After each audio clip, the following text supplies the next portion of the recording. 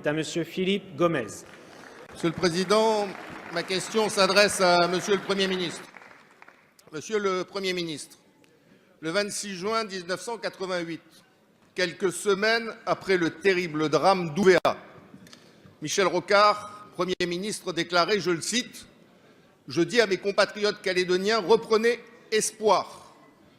L'avenir s'écrira non par les armes, mais par le dialogue et la tolérance, par la volonté et le travail. » Et il ajoutait, « Ceux qui vous ont représenté à Paris ont fait preuve de courage et de responsabilité. Sans rien abandonner, ils ont su donner et pardonner. » En ce 30e anniversaire de la signature des accords de Matignon, je tiens à rendre un hommage solennel, Monsieur le Premier ministre, Mesdames et Messieurs les députés, aux 3 hommes d'État qui ont su réconcilier la Nouvelle-Calédonie avec elle-même et avec la France, Michel Rocard, Jacques Lafleur et Jean-Marie Tjibaou.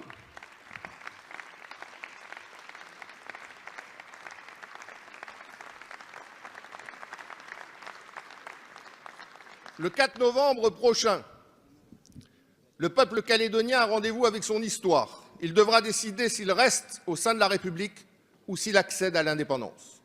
Pour ma part, je considère, comme une large majorité de Calédoniens de toutes ethnies, que l'avenir de notre pays doit continuer à s'écrire au sein du vaste espace de liberté que lui a offert la Constitution, protégée par le grand récif de la République française. Dans cette perspective, à l'instar du chemin qui a été tracé par nos grands anciens, le dialogue entre indépendantistes et non-indépendantistes doit demeurer la clé de voûte du maintien de la paix et de la construction du vivre ensemble dans notre pays. C'est pourquoi, Monsieur le Premier ministre, ma question est la suivante. Comment entendez-vous poursuivre le dialogue que vous avez initié entre indépendantistes et non-indépendantistes pour affirmer solennellement le patrimoine commun des Calédoniens, indépendamment de leur opposition sur l'avenir institutionnel? Merci, Monsieur le député. La parole est à Monsieur le Premier ministre. Monsieur le Président, Mesdames et Messieurs les députés, Monsieur le député Gomez. Il y a 30 ans, en effet, confronté à une situation dramatique, confronté aussi à des tensions anciennes qui étaient portées à leur terme et qui avaient abouti à cette explosion, 2 hommes, Jean-Marie Tjibaou et Jacques Lafleur, ont pu se retrouver grâce à un effort réalisé à l'invitation de Michel Rocard.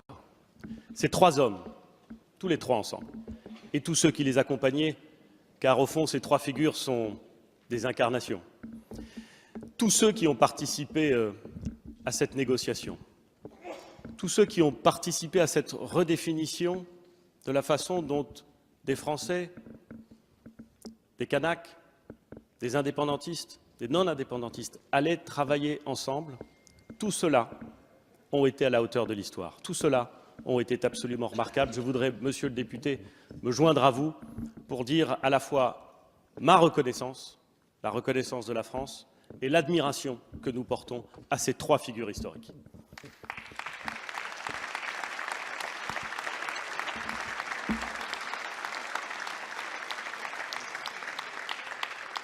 Il y a à l'évidence, et j'ai eu l'occasion de rappeler au début de ces questions que j'étais en Chine hier, il y a à l'évidence un art de la guerre. Il y a aussi un art de la paix. Et l'art de la paix qui a été mis en œuvre par ces 3 grandes figures historiques et qui est poursuivi depuis lors, il repose sur une méthode, le dialogue ininterrompu, le dialogue exigeant, le dialogue direct, qui accepte l'idée qu'on ne soit pas toujours d'accord, mais qui est fondé sur l'idée que nous ne devons pas rompre le fil, car si nous rompions le fil de ce dialogue, alors nous perdrions l'essentiel. La méthode qui a été envisagée par Michel Rocard, Jean-Marie Tjibaou et Jacques Lafleur, qui a été mise en œuvre depuis 30 ans, est une méthode fondamentalement construite sur cette nécessité du dialogue, sur cette nécessité de petits pas. On parle parfois, avec un air dénigrant, de ce qu'est un compromis.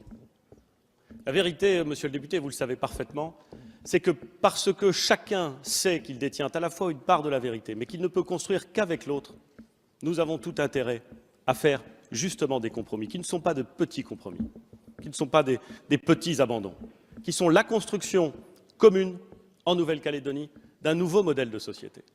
Car c'est ça qui est en jeu. Au moins autant que les questions liées à l'indépendance ou à la non-indépendance. C'est la question de la construction de la société néo-calédonienne. Le dialogue, des valeurs communes qui existent et qui sont partagées, qui font que sur cette île lointaine, sur cette île magnifique, des hommes et des femmes venus d'horizons radicalement différents, vivant des cultures radicalement différentes, veulent vivre ensemble. Ce qui est la définition d'un peuple. Veulent vivre ensemble. Alors, monsieur le député, depuis 30 ans, le chemin est un beau chemin. Ah, c'est un chemin qui n'est pas toujours facile, c'est vrai. Mais c'est un beau chemin. C'est un chemin partagé. Le 4 novembre, les Néo-Calédoniens vont devoir prendre une décision. Et à l'évidence, au fur et à mesure que nous nous approcherons de cette date, les tensions, les inquiétudes, peut-être les incompréhensions se multiplieront et nous verrons une forme d'angoisse apparaître. Nous le savons. Chacun y est prêt d'une certaine façon. Il faut que la question soit posée, elle était prévue dans les accords. Il faut qu'elle soit tranchée. Mais il faut aussi que derrière cette question binaire, mécaniquement binaire, du oui ou du non, nous ayons tous conscience de l'intérêt de la méthode, des valeurs partagées et au fond de cet héritage qui est commun, de cette coutume, plus exactement de cet usage qui est devenu une coutume, du travail en commun, dans le dialogue, avec l'envie de construire la paix. C'est une très grande responsabilité qui est devant le peuple de Nouvelle-Calédonie. C'est une très grande responsabilité, car ce qui est fait aujourd'hui en Nouvelle-Calédonie n'a jamais été fait sur aucun territoire français et n'est pas réalisé ailleurs. C'est quelque chose d'unique, d'admirable. À nous tous, monsieur le député, à nous tous, d'être à la hauteur de nos responsabilités. Merci, monsieur le Premier ministre.